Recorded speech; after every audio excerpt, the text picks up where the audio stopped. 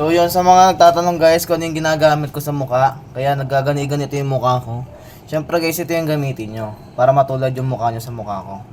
So ang gagawin nyo lang guys, syempre una, yan, basahin nyo lang muna yung mukha nyo. Ayan.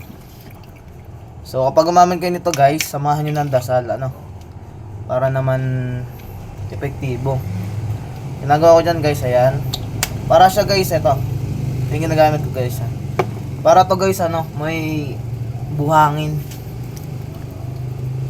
Ayun, i-rub-rub nyo lang kasi para tong may sand sa face.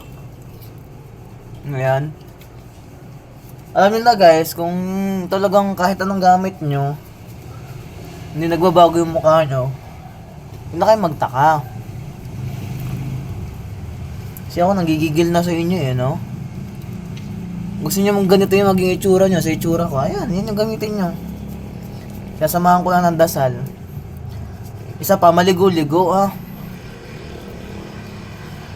Maligo-ligo kayo.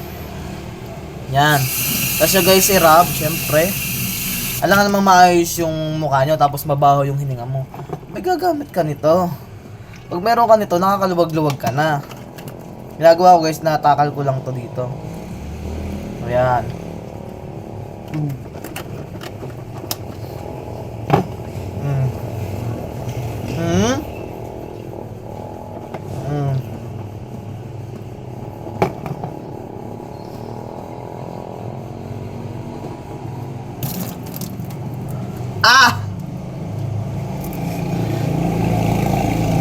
Tapang na talaga guys.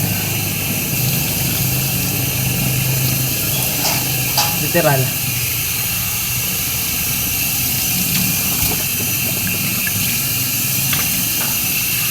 Mas banlawan nyo na.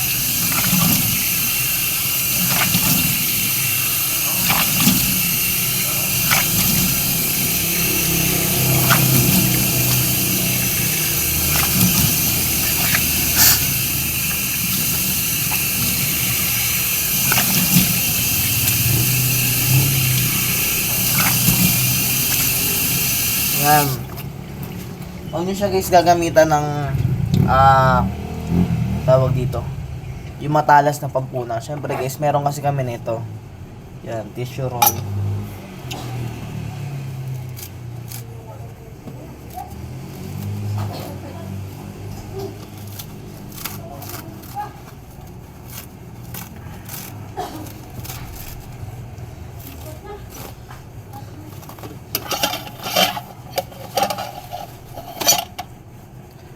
Ayan, kaya lang kayo guys. Tapos dambihin nyo lang sa mga